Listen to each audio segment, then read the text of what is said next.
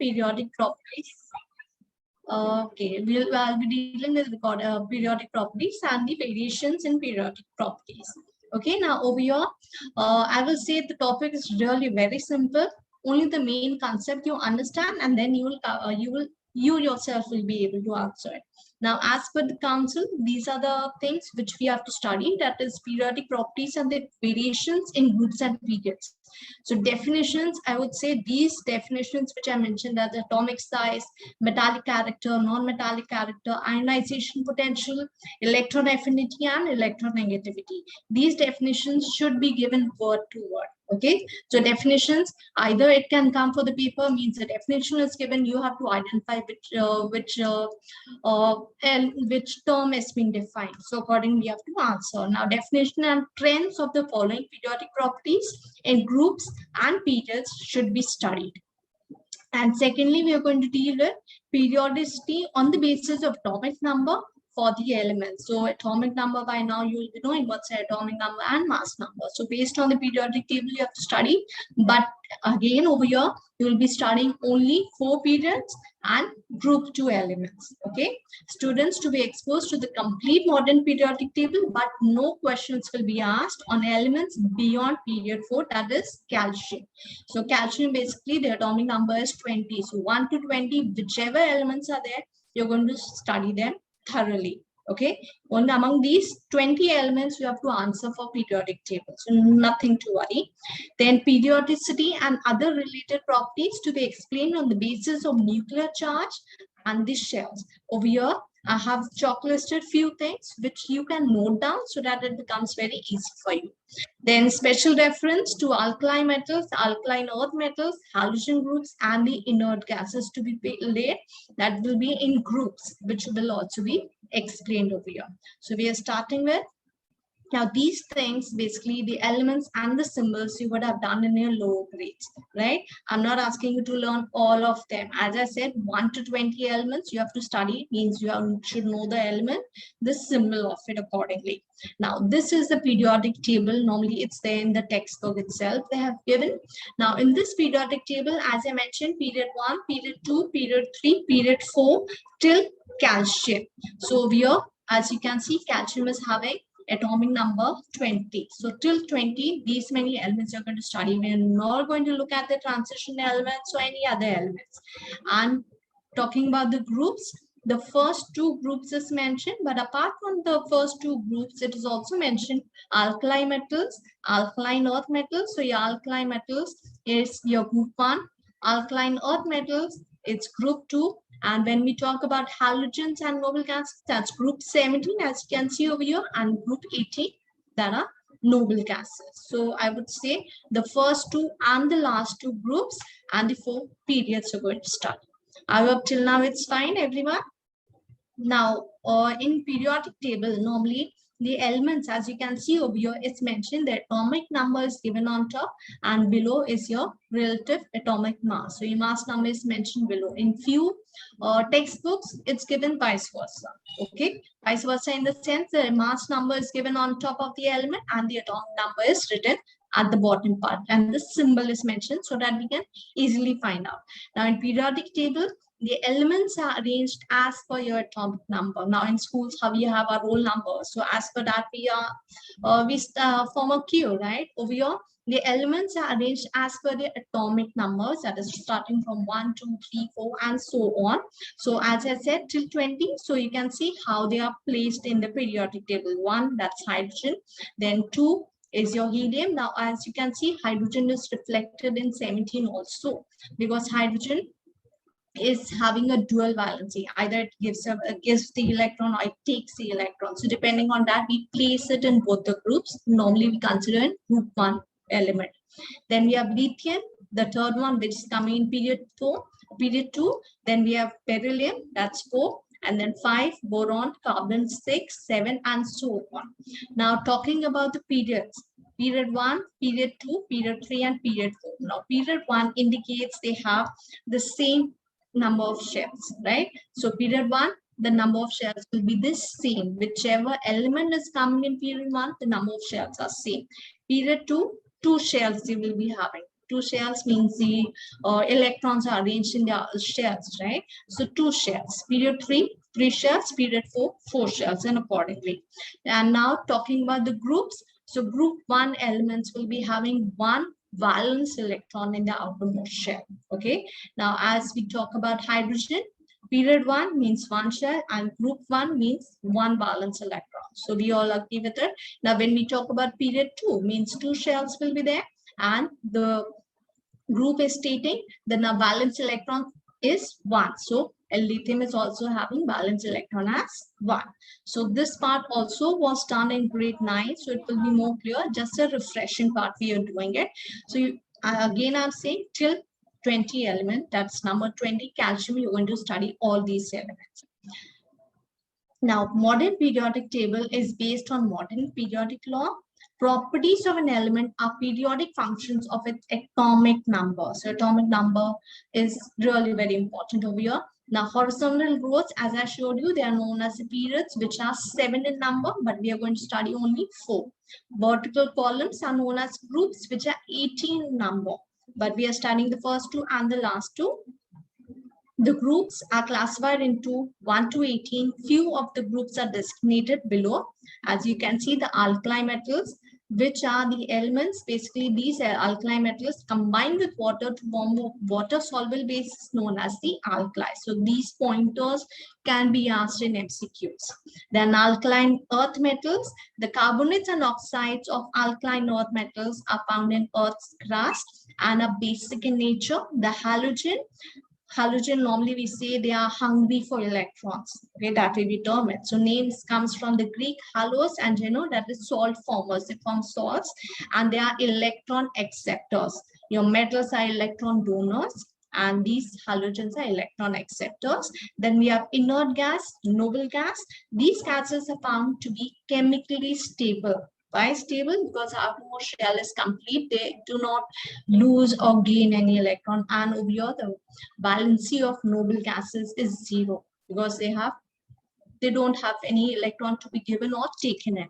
And the other name for inert gases we can say as noble gas. We also say it as rare elements or zero group elements, either group 18 elements or group 0 or group 8A. I'll be explaining that also based on it. So these 4 are given as per the groups which I said are important: alkali metals, alkaline earth metals, halogens, and inert gases. Now again, coming back to the periodic table. Now the blue one are totally the metals. Then we have the purple light color, which is non-metals. Then we have halogens over here, that is group 17. It's also named as 7A, group 7A. So you have to learn the naming, numbering part, how it is given. Either it is given as group 17 elements or group 7A. For group 18, we can say group 0 or group 8A also.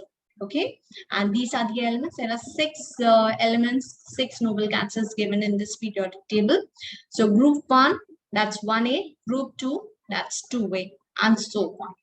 Again, period, if I'm talking about periods, means the number of shells are the same, means period 1, number of shells same. Period 2 means depending on how it is. And for groups, we will talk about the valence electrons. Now, coming to atomic size. Now that is the first trend which we're going to talk about. So atomic size is measured in terms of atomic radius. Atomic size is basically your atomic radius from the center to the shell, the outermost shell. What is the distance over there? So we confirm about the atomic radius. That will be your atomic size. So atomic radius is the distance from the center of nucleus to the outermost shell of the atom. And the atomic radius is always measured in Armstrong unit. Okay, now over here, as you can see, your hydrogen is shown. The size, that is from the center to the outermost shell, that will be atomic radius. Now for this element also, the outermost shell means how much distance coming, how we have to calculate the radius part of it. So in that form, we say that's the size.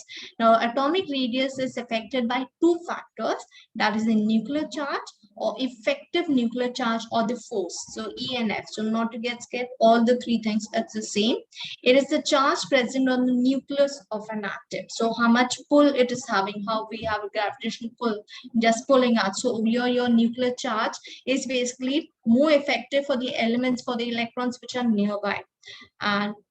And secondly, it is the number of shells. How many shells are there? If there's one or two shells in nuclear pull, nuclear means pull of the electron will be stronger rather than the electron in the farmost shell that will be nearly the fifth or the sixth shell. The pull of the nucleus will not be that strong in it. Now, talking about I'm so sorry to interrupt in between, but there is a suggestion coming from the YouTube. People are seeing that also from the YouTube channel. So, ma'am, after every slide, if you can just pause and ask the children if they are clear with that particular slide, and then move on to the next slide so that they can get it. Also, if you can ask one or two questions on each slide to any of the children in random, so more participation will be there, right, ma'am? Okay, thanks. Yeah, I'm so sorry, ma'am. So sorry. No, it's okay. It's okay. So, based on this, any query, anyone? No. So it will be fine if you let me know who are. Any questions? Any student? Ma'am, nuclear charge is positive, right? Nuclear charge basically depends. Yes, it is positive. Normally, it is we say the number of protons and neutron basically makes the electron neutral enough, right? We consider that way, but nuclear charge is positive. That is pulling the thing towards itself. Okay. Okay, thank you. Okay. Anyone else? Okay, now talking about the periodic trends, number of shells increases and the atomic size increases. If the number of shells is there, so obviously the atom becomes bigger enough. The size will keep on increasing. That is, your radius increases. So number of shells increases. That is, the distance of the outermost shell from the nucleus also increases. Now nuclear charge increases, then the atomic size normally decreases. This trend is seen, and the reason is that nuclear charge increases, the electron in the outermost shell are attracted with increasing force. Now nuclear charge is a positive charge on the nucleus of an atom. As you asked this query, it is already given. Okay, so as the number of shells increases, normally it is seen that atomic size also decreases because nucleus is trying to pull the electron towards itself. Now, these trends basically you need to remember. Based on these trends, only we'll be able to decide where the ionization or the atomic size or your metallic character increases and decreases. Now, across the period, if we are talking across the period from this side to the other, left to right, so your number of shells remains the same and the atomic size is unaffected. As we are talking of period 1, so a number of shells will be the same and their atomic size will be unaffected because they have only the same number of shells.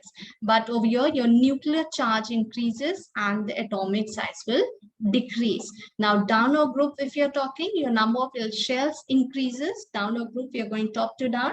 The number of shells are increasing, so atomic size is also increasing.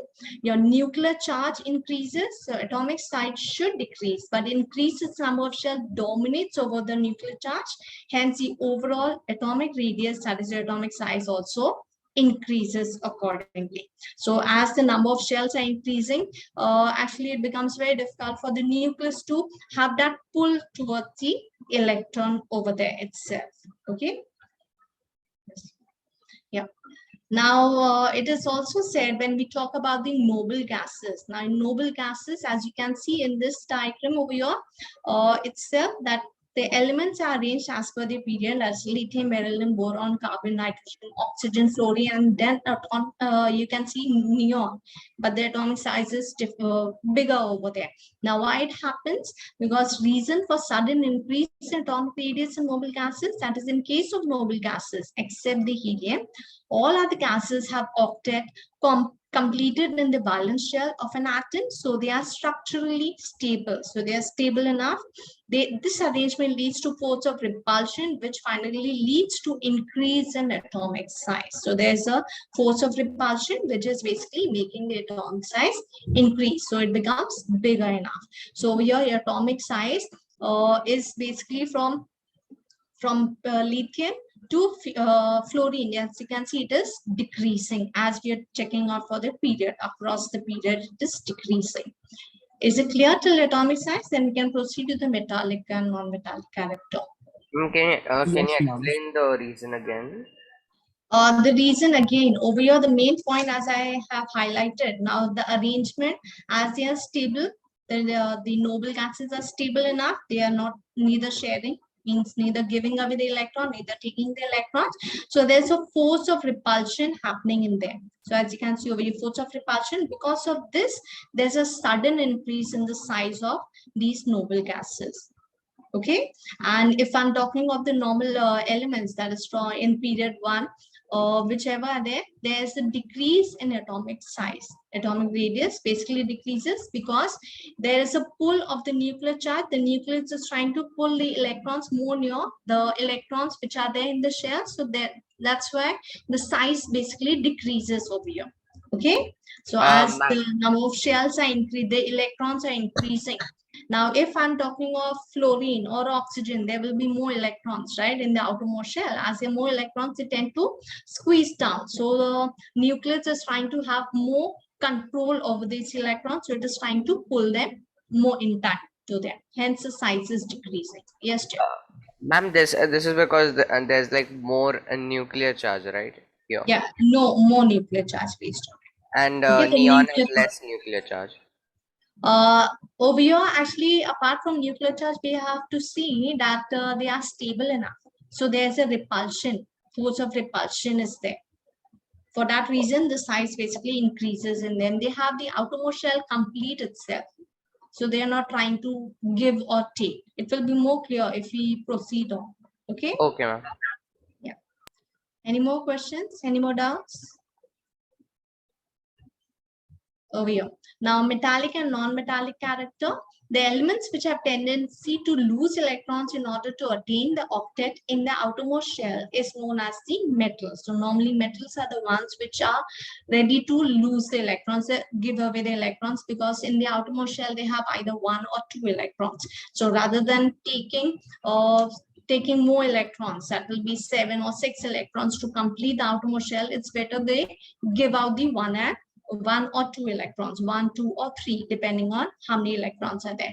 So metals have generally 1, 2, or 3 electrons in the outermost shell, and they can lose 1, 2, or 3 electrons to attain stable electronic configuration. That is, the octet rule will be implied over here. Now, when we talk of non-metals, the elements which have the tendency to gain electrons in order to attain octet in the outermost shell is known as non-metals. And non-metals have generally 5, 6, or 7 electrons in the outermost shell, and they gain 1, 2, or 3 electrons respectively to attain octet in their valence shell. Now, I hope you all know the difference between valency and valence electron. Any doubt in this? Valency and valence electrons are two different things. Yes? Or maybe anyone can answer. What do you mean by valency and what do you mean by valence electron? Or valence shell maybe? No answer? Ma'am, I can Yes. try, ma'am. Yes, Ma'am, please. the valence shell is the outermost orbit, Outermost shell, yes. and the number of electrons in it are valence electrons. Very good. Uh, Valency? Valency, I can't explain it better. The Ma'am, number of electrons to complete the outermost orbit is the oh, valency. very good. That is, if I'm saying for metals, the number of electrons as they're having 1 and 2, so the valency they will be having +1, means they are readily giving away that electron. So that will be a valency. And valence electron over here, it's 1 for metals, 1, 2, or 3. And valence electron, as rightly you said, that is in the outermost shell, how many electrons are left in the outermost shell. Those are the valence electrons. And valency means how many electrons are taken or given out. Okay. Okay, ma'am. Can it be negative? The means the Valency. yes, valency. Valency, if the electron is given, so it is positive, right? And if it is taken in, then obviously negative. The non-metals basically have negative valency. Okay. Now metallic. Yeah. Any more doubts? Anyone? Okay, metallic and non-metallic character is affected by following factors, that is atomic size and nuclear charge. The reason, that is the nuclear charge, you need to remember this trend basically. If nuclear charge increases, the non-metallic character increases, and the reason is increases the tendency to gain electrons. If the nuclear charge is increasing, your non-metallic character is also increasing. And for atomic size, if it decreases, the non-metallic character increases. The smaller atom has greater nuclear pull and greater tendency to gain electrons. So these trends with the reason you need to remember. Now over here, one thing I can bring, I normally consider periodic table as mad.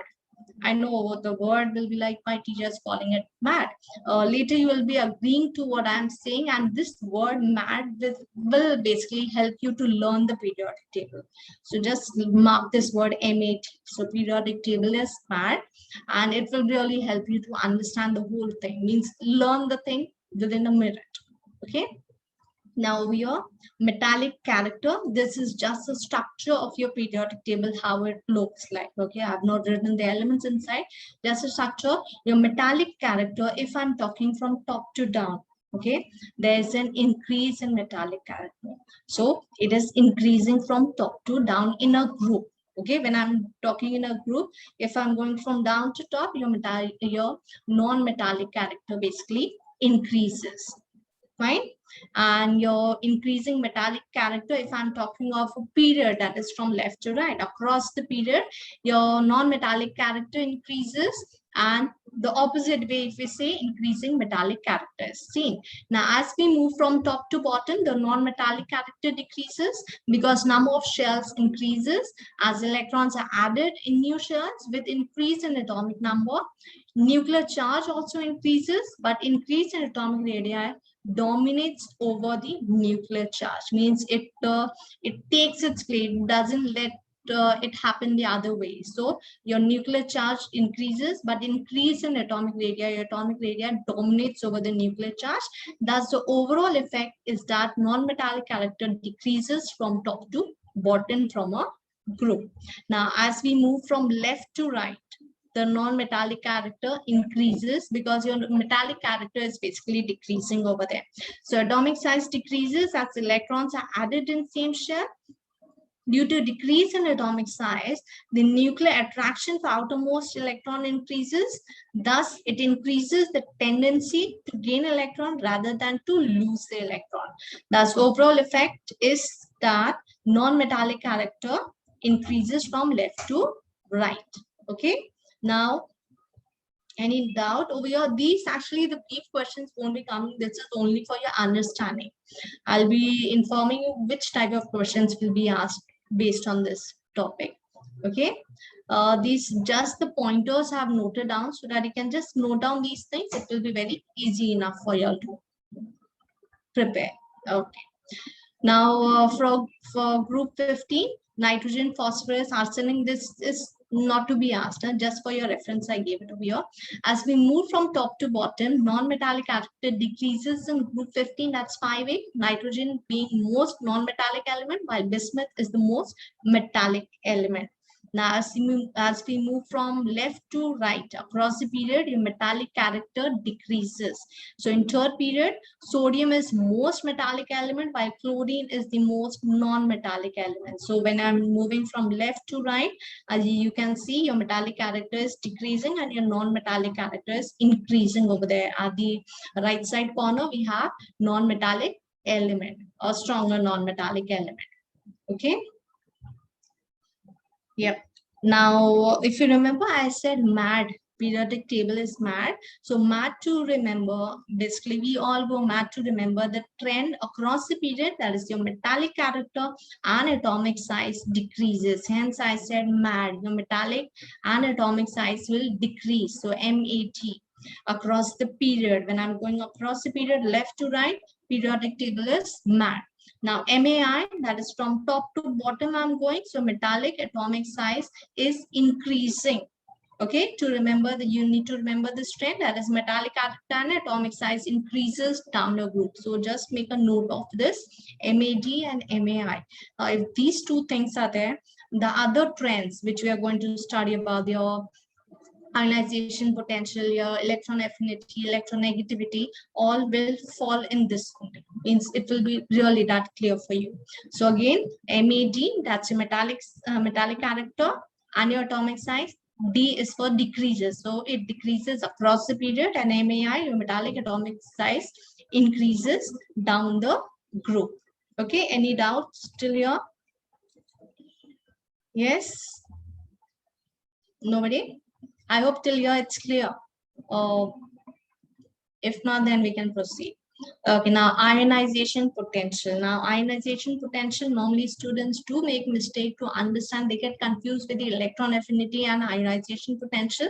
Now with the word potential, you need to know what is potential. Potential is basically the energy. If suppose there's a nail stuck in on the table, okay, if you're trying to remove, means how much strength you or how much potential you're providing to remove that nail, right?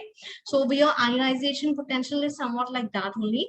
It is the amount of energy required to remove most loosely bound electron from the valence shell of an isolated gaseous atom.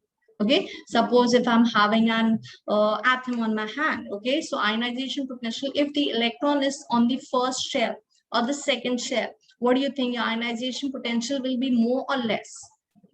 As the nuclear charge is working on it, so it is trying to pull the electron towards it. And if some other atom is coming up, what do you think, the electron will be easily removed, or it will take more potential? Can anyone answer on this? Yes? No one? It will take more potential. It will take more potential. Very good. It will take more energy to remove that electron. Why? Because it is more towards the nucleus, right? The nuclear charge is more. If the electron is in the fourth or the fifth shell, actually the potential will not be that much to remove that electron from the outermost shell. So definition you need to remember for ionization potential, it is the amount of energy required to remove most loosely bound electron from the valence shell of an isolated gaseous atom. The energy required to remove first electron is known as first ionization potential, that's IP1. Similarly, energy required to remove second electron is known as the second ionization potential, or IP2. As you can see, your ionization potential is increasing across the period, right? Your atomic size is increasing from the opposite way, if you can see. Okay, now if I'm talking of sodium atom, it's becoming a sodium ion. When it becomes a sodium ion, when it gives away that one valence electron. Okay, when the electron is given, the atom changes into an ion, hence it gets a positive charge. So it becomes Na1+. 1+ indicating one electron is given away. So it's Na1+, and the amount of energy actually for the second, from the second shell itself, the electron is being removed. So more potential energy will be required. So potential energy increases over there. Okay. Now, ionization potential is affected by the following factors, as atomic size and the nuclear charge. So now when we talk about atomic size, when atomic size increases, your ionization potential decreases. Atomic size increasing, so the potential to remove the electron will be less enough, not more. Hence, ionization potential decreases if the atomic size is big enough. If it is small, then more ionization potential is required. The atomic size increases as the nuclear attraction on the outer electrons decreases. Hence, the outer electrons are loosely held. So, IP, that is the ionization potential, decreases. Now, nuclear charge increases. So your ionization potential also increases. Now, nuclear charge increases as the nuclear attraction or the outer electron increases. Hence, the outer electrons are more firmly held. So, IP will increase. Now, when will your nuclear charge increase? When the size is small enough. At that time, your nuclear charge will increase. As it is increasing, now the amount of energy required to remove that electron from the outer shell will be more enough. So it is increasing. So when we talk about across the period or down a group, across the period, your atomic radii decreases. So your IP will increase. Your nuclear charge increases, so IP will also increase. Now donor group, if I'm talking of donor group, increase in atomic radii dominates over increase in nuclear charge. Hence, the overall IP will decrease. So over here, as we are going down the shell, okay, the electrons are means based on periods, we see the number of shells are increasing down the period. So increase in atomic radii dominates over increase in nuclear charge. Hence, overall IP will decrease over here. Okay, clear? Ma'am, Now, yes, dear. ma'am, what is meant by loosely held? I'm not understanding that. Loosely held means it was not having that much pull of the nucleus. Hence, it is loosely held. So Okay. where does it mostly occur? The last orbit? Yeah, the last orbit. Okay. Normally, the electron from the last orbit only it's taken away. Hence, it is loosely held, not having that much pull of the nucleus on it. Nuclear charge is not acting much on it. Hence, it is loosely held. Okay. Okay, I'm understood.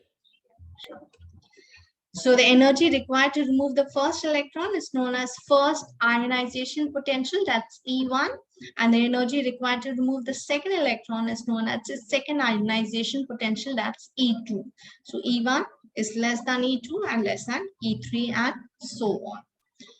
Now, based on ionization potential, we need to understand the metallic or non-metallic character also. Okay, so the trend includes in this also. So atomic size, when it increases, the metallic character increases and the non-metallic character decreases. If the metallic size is increasing, again, your metallic character increases and the non-metallic character decreases. Obviously, when it's becoming a metal, so obviously it won't be, your non-metallic character will decrease. Now, ionization potential, if it increases, then your metallic character decreases and the non-metallic character increases over here. So those two are the pointers based on which we are going to study about across a period or maybe a donor group. So atomic radii decreases, so your metallic character decreases. Okay, when the atomic radii is decreasing, metallic character decreases and the non-metallic character increases over there. So if metallic character is decreasing, obviously the element is becoming a non-metal. Hence we have metals and we have metalloids and then the non-metals, because as it goes away, it changes the trend. So ionization potential, when it increases, your metallic character decreases and non-metallic character increases over here. So down the group, atomic radii increases. If atomic radii increases, your metallic character also increases and non-metallic character decreases. Down a group, if you can check, most of the, if I'm talking of group 1, that's the alkali metals, most of the metals are there, but as you go down, the metallic character means a stronger metal is found over there. Then ionization potential decreases, your metallic character increases. When IP decreases, your metallic character increases or non-metallic character decreases. Now over here, as I had mentioned about MAD, that's a metallic and atomic size is decreasing. Okay, only these two will be decreasing across a period. Apart from this, whichever we are talking about, ionization potential, electron affinity or electronegativity, all will be increasing. Just the opposite of it. That way you will remember the trend. Okay, so MAD, your metallic and atomic size decreases across a period, except the noble gases. Okay, don't include the noble gases in this. So except the noble gases, your metallic atomic character across a period is decreasing and the other things which are there will increase. And the same opposite when we are going down the group. Okay, I'll be showing it to you the same manner. These things basically are shown so that you can relate it and accordingly you can give the reasons over there. Okay, any doubts in this or shall we proceed? Anyone? No, miss. Okay. Okay. I hope it's clear, right? It's not, because we are doing most of the things today itself, so it shouldn't be that too much heavy dose. Okay, so just remember that thing, MAD, and you will be able to actually not much of give reason or something will be asked from this topic. Only the objective, that is your MCQ type. You have to arrange the elements as per the increasing order of electron affinity, ionization potential, and so on. So it will become very easy if you remember the word MAT. Seriously, your periodic table is mad across the table, across the period. Okay, now definitions, please learn word to word. Electron affinity is the amount of energy released when an atom in the gaseous state accepts an electron to form an anion over here. Okay, so it is the amount of energy released. Now one electron is getting accepted, taken. So the atom basically itself, the one which is taking the electron, it releases some of kind of energy. So this is the amount of your electron affinity, which is the amount of energy released when an atom in the gaseous state accepts an electron to form an anion.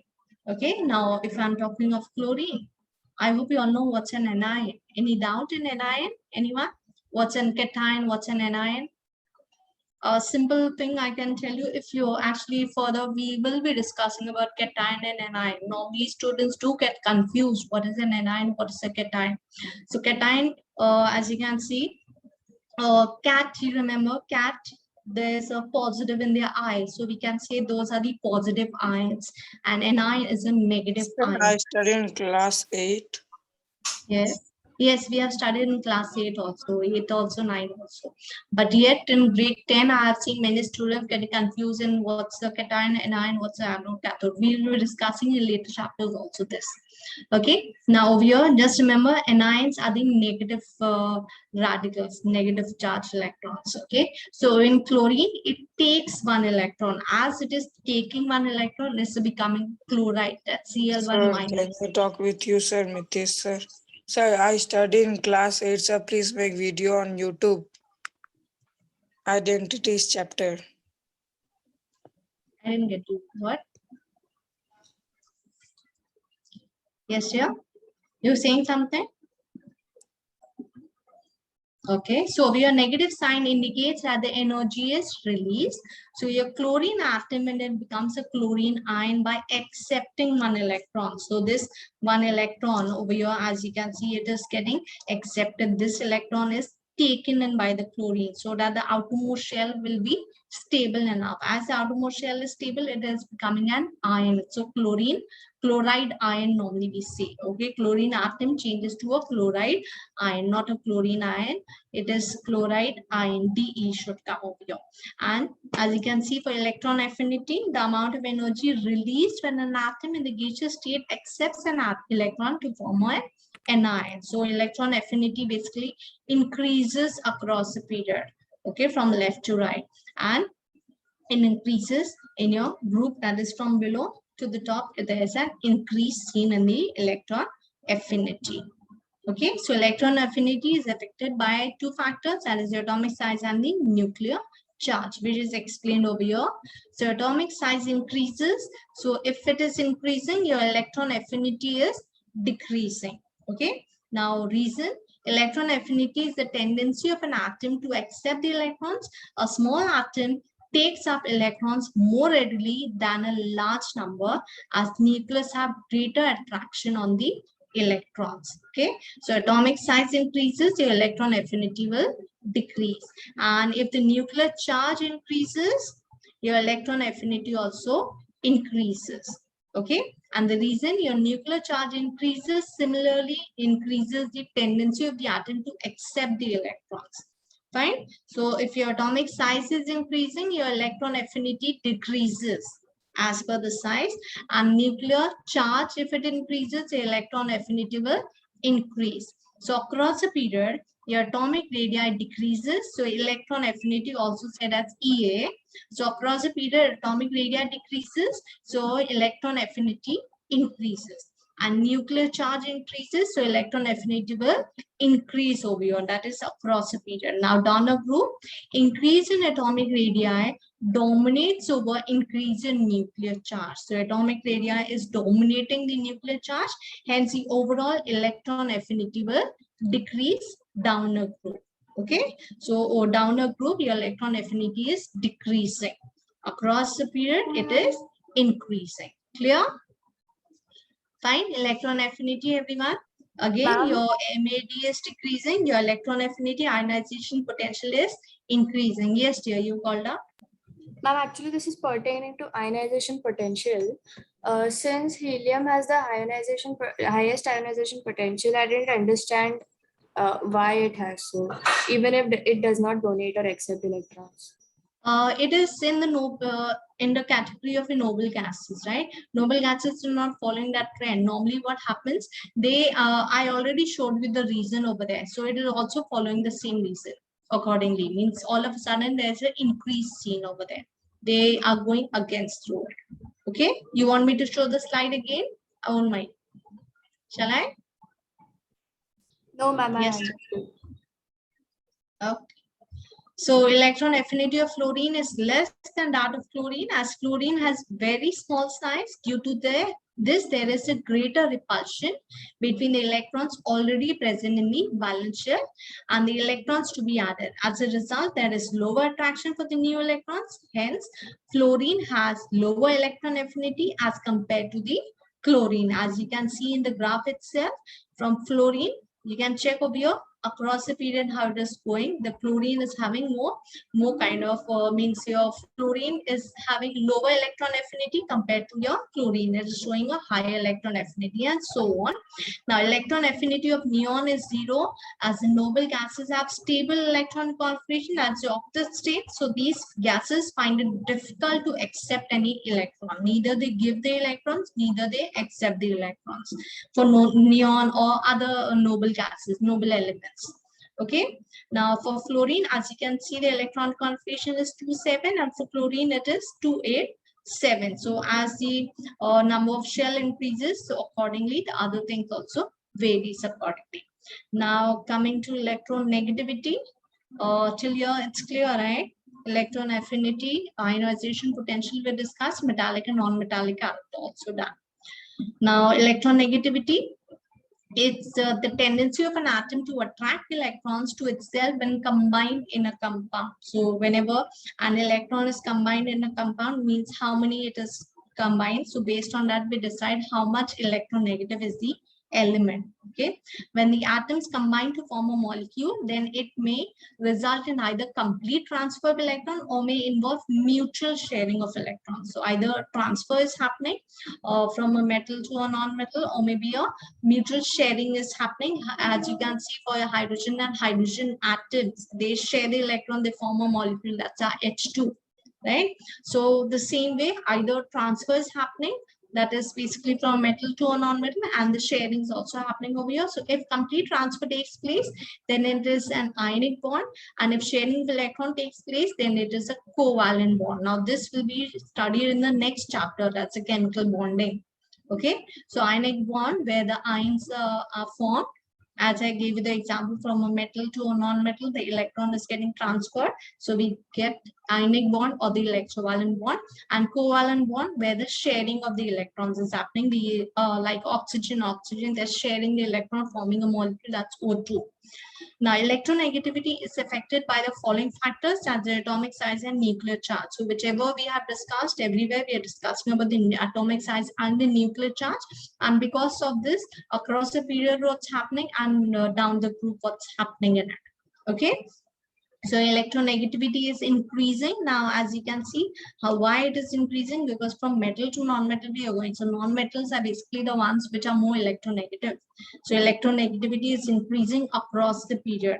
Okay, and if I'm talking of for sodium or maybe for lithium, they are giving the electrons, so they are not electronegative. So your electronegativity is more maximum towards the halogens. Halogens are the ones which are ready to take the electrons.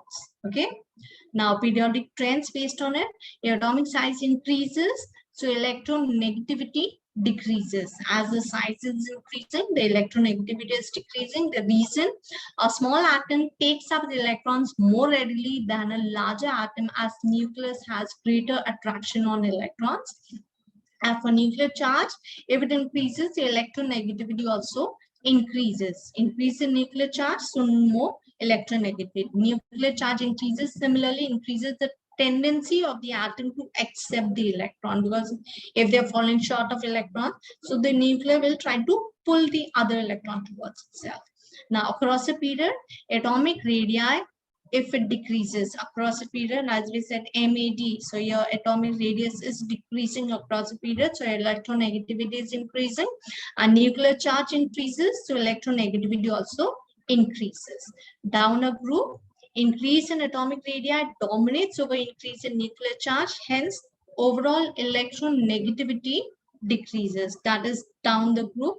As you go down, the electronegativity is decreasing as we can get more and more stronger metals over there. Okay. Most of the trends Ma'am, we have discussed. Yes, dear. ma'am, can you explain the first reason the atomic size increases reason? This part.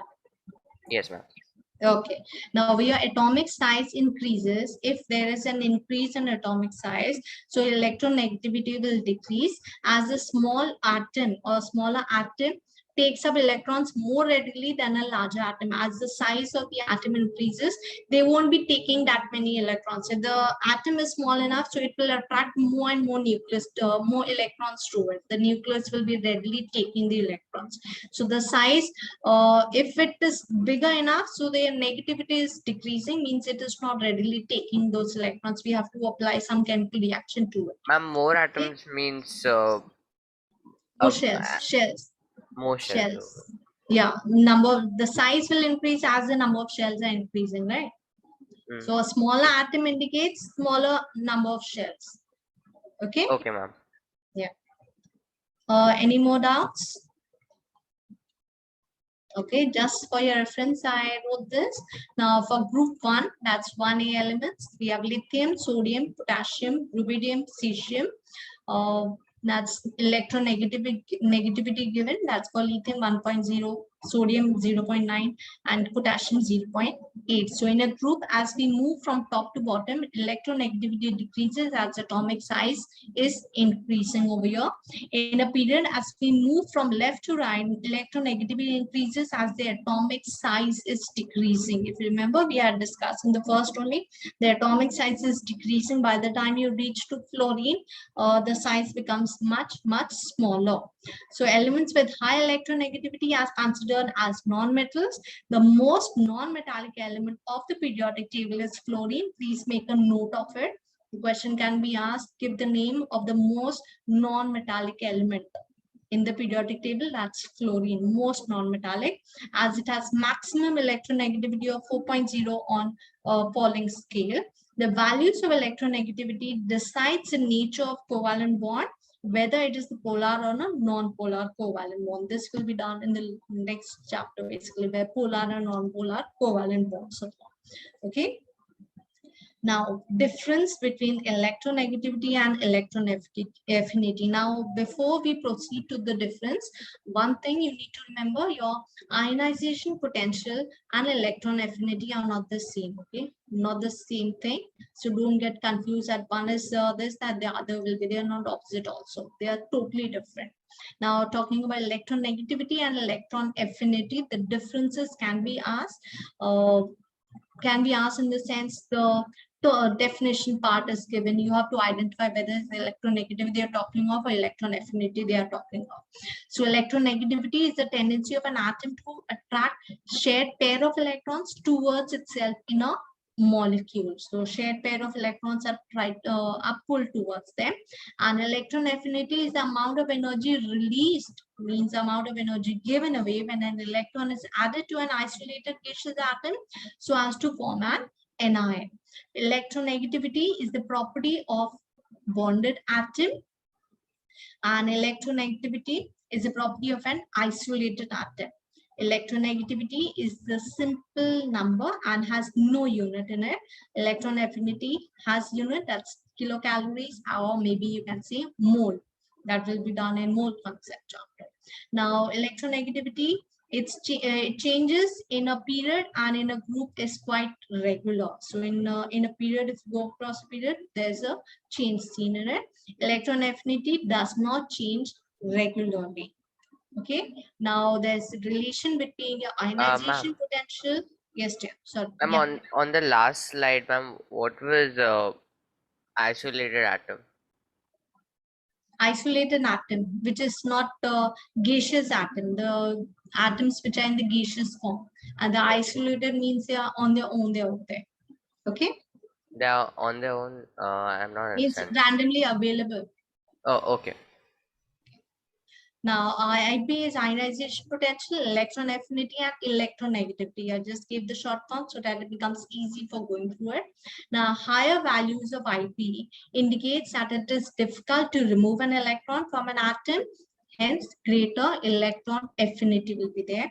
The greater value of IP and electron affinity indicate the greater electronegative the atom will be.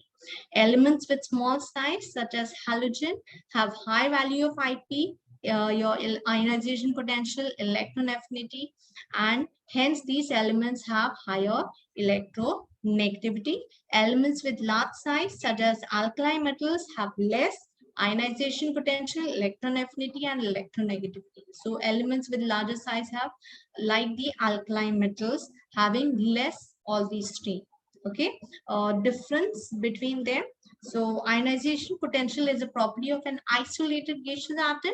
Electron affinity is also a property of an isolated gaseous atom, and electronegativity is a property of an atom itself, not any gaseous atom. Ionization potential is energy absorbed. Okay, electron affinity is energy released. So IP is energy absorbed. These pointers can be asked. What is the trend wherein the energy is absorbed in periodic table? So IP is the trend wherein the energy is absorbed. Electron affinity, energy is released, and electronegativity is the capacity to attract a shared pair of electrons. Ionization potential, it's a removal of electron from outermost shell so that the neutral atoms form positive ions. Just a minute. Positive ions. Addition of electron from outer shell so that neutral atoms forms the negative ion. That's for electron affinity. Electronegativity is associated with sharing of bonded electrons in a molecule. So how the sharing is happening when the molecules are formed in it, by sharing of electrons. And the units for ionization potential, kilojoules or mole. Electron affinity is kilojoules or mole, and electronegativity is no units as relative property is mentioned. Now this is the trend basically which we just discussed. So if you want, you can note down or just say MAD and the whole thing is sorted for you. So in periodic trend, if I'm talking Ma'am, of atomic size, yes, dear. ma'am, ionization potential and electron affinity are opposite to each other, right?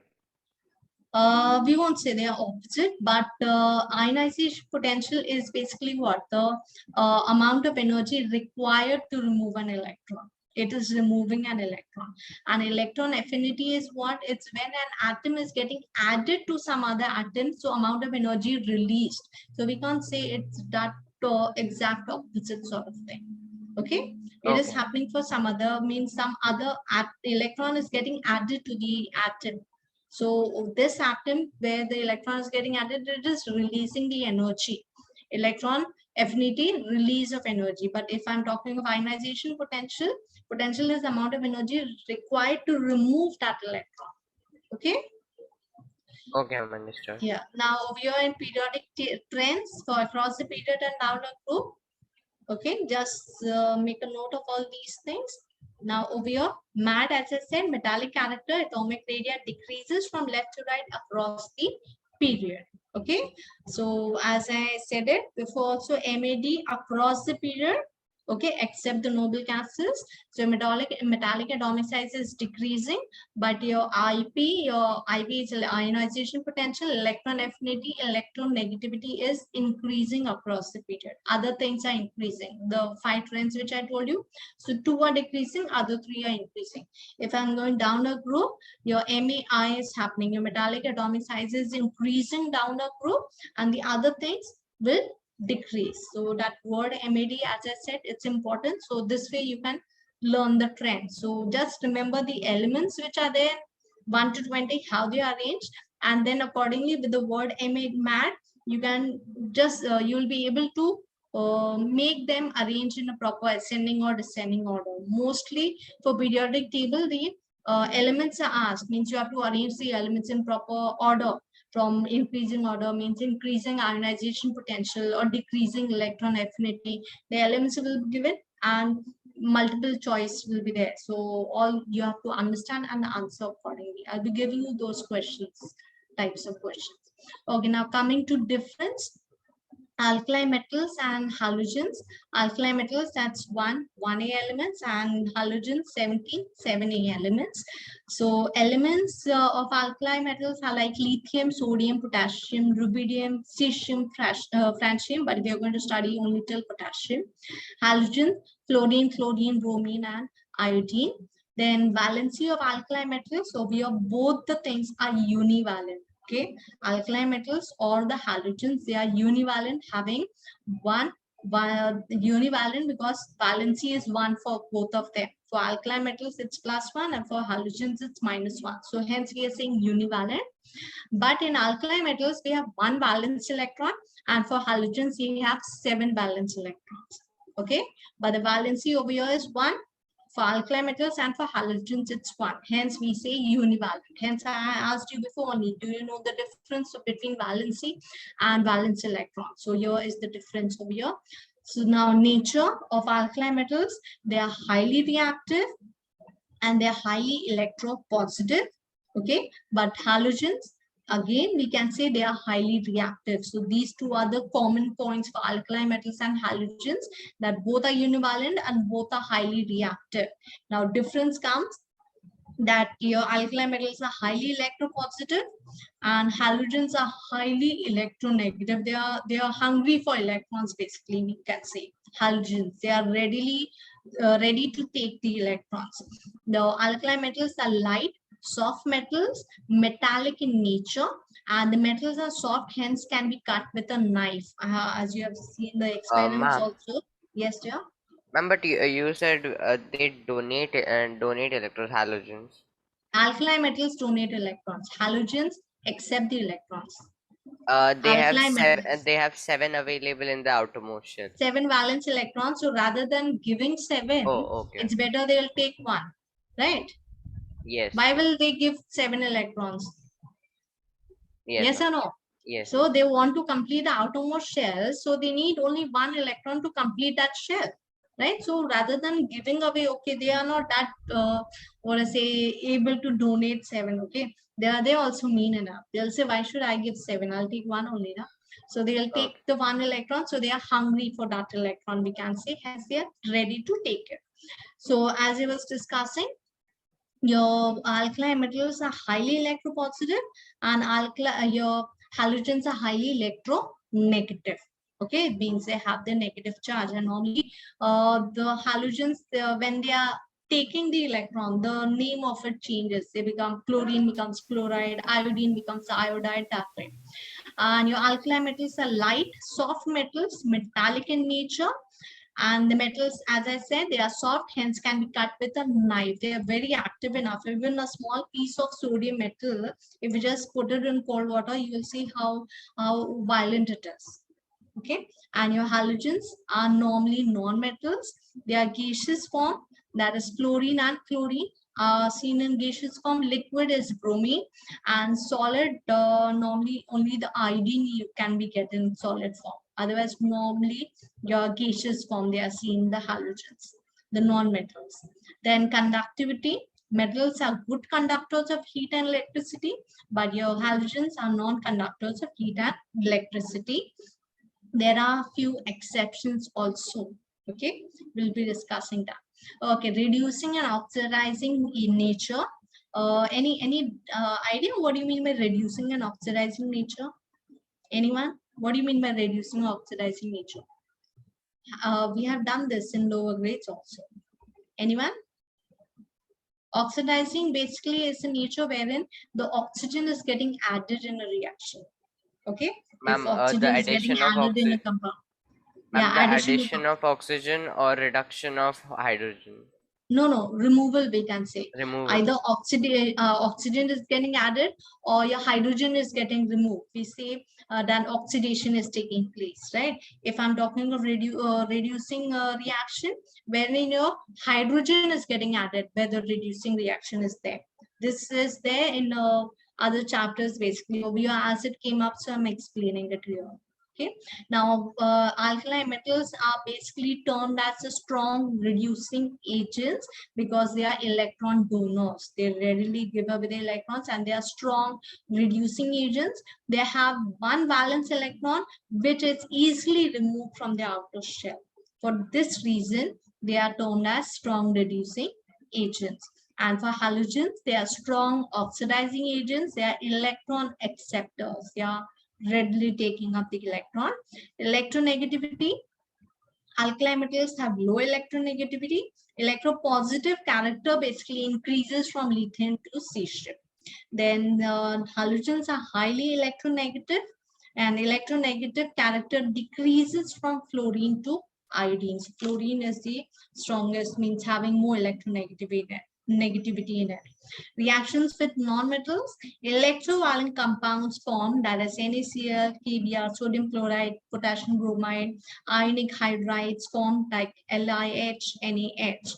Okay, so your metal and non-metal, when they are forming a compound, we call it as electrovalent compounds or your ionic compounds. Okay, and covalent compounds where the sharing of electron is happening. Over here, the electron is not transferred, it is they are mutually sharing. So we form covalent compounds like HCl, PCl3, S2Cl3 and all.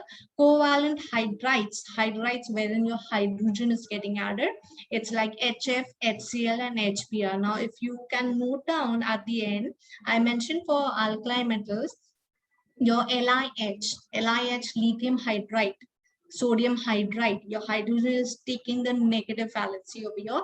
And when we are talking of covalent hydrides, your HCl, HF is formed, hydrogen chloride, hydrogen fluoride, your hydrogen is taking the positive valency over here. Okay, hence in the starting only I said hydrogen is having dual valency. Either it can give away, become a positive one, or will become a non-metal. Okay, is it clear? Now, few more pointers are there. If you have any doubt, please ask. Otherwise, I'll just give you a few pointers which you can note down, which will really help you to ask your answer your MCQs. Yes, anyone? Any doubt? Yes, class? Or you want to see any more slides or something? No? All clear? So all are becoming smart now in this thing, right? Okay, we'll continue. So when we talk about neon has a larger atomic radius since in inert gases as it is space. So neon is having the atomic size is bigger enough, the atomic radius.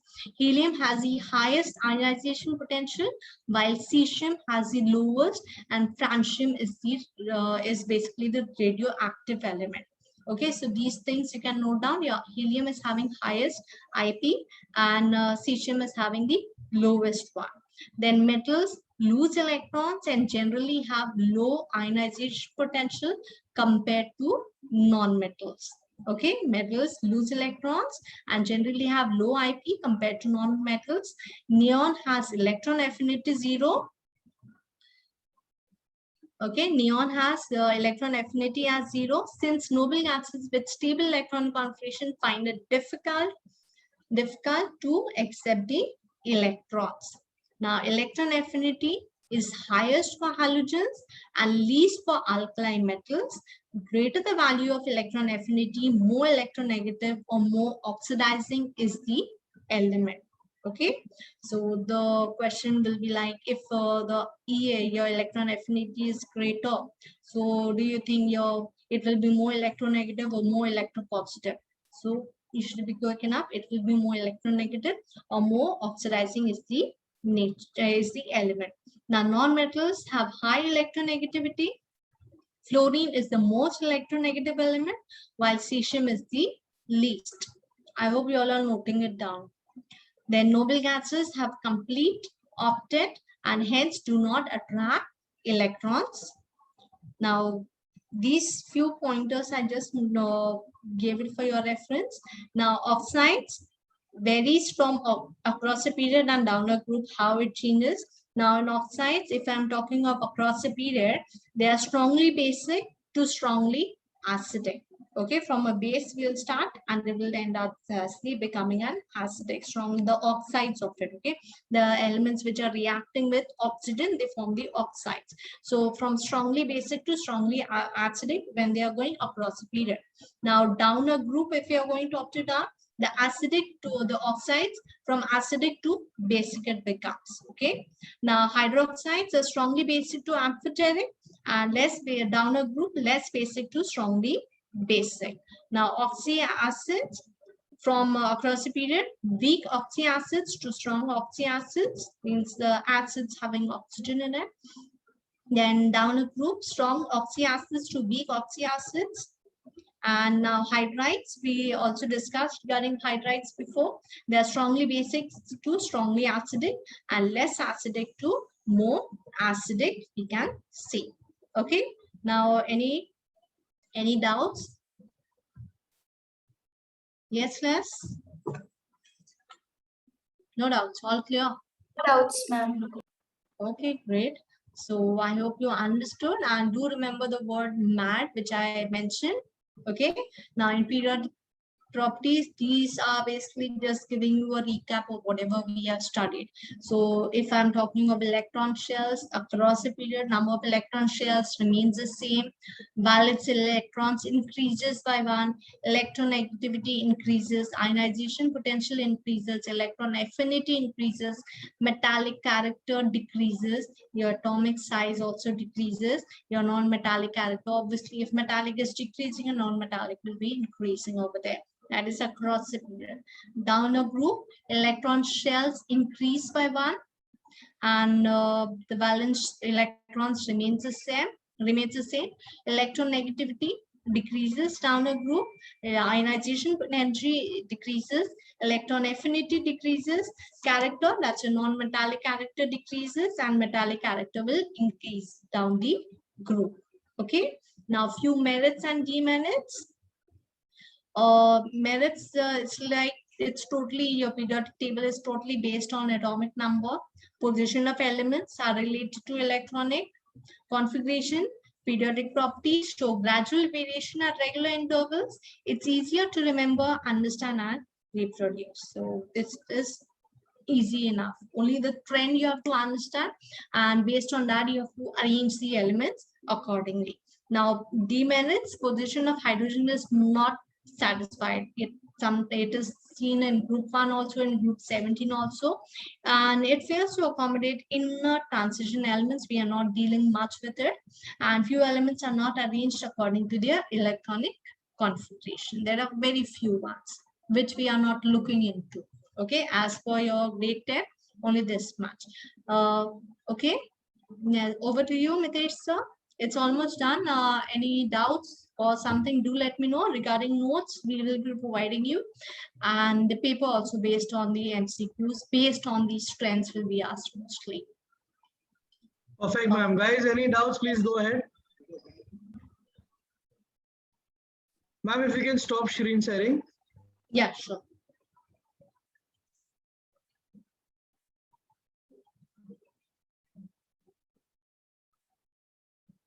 Yes, sir. Okay, boys, I hope you had a good session. Any doubts from your end, guys, please go ahead. Ma'am will be there to help you all. Anybody over there. Okay, just a quick feedback. Did you all understand what was going on throughout the class, guys? Anybody would like to answer? I would love to hear it from you. Okay, let me ask one of the favorite children. Daisy, go ahead. Gauri, are you there? Okay, Ayush, did you follow everything that was being taught? Yes, I was even Yes, asking sir. question. Yeah, Daisy, go ahead. Any feedback? Sir, it was overall good, sir. It is Good. easily understandable. Sir, but if ma'am could reduce the bit of the speed, like it was too fast. Okay, we will definitely look into that. We are sending you a feedback link. Please provide your feedback on that. I'm sending it on Zoom chat as well as on the YouTube. Okay, So you can put your feedback on that for sure, and we will accordingly work on whatever your feedback is. Anybody else, any feedback, any positive feedback or anything that suggestions? Shefali, go ahead. I would love to hear from you.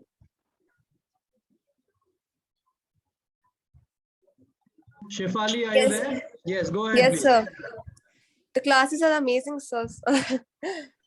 What should I Following say? everything with chemistry, everything followed? Yes, sir. Yeah. Okay, Roshni, anything from your side?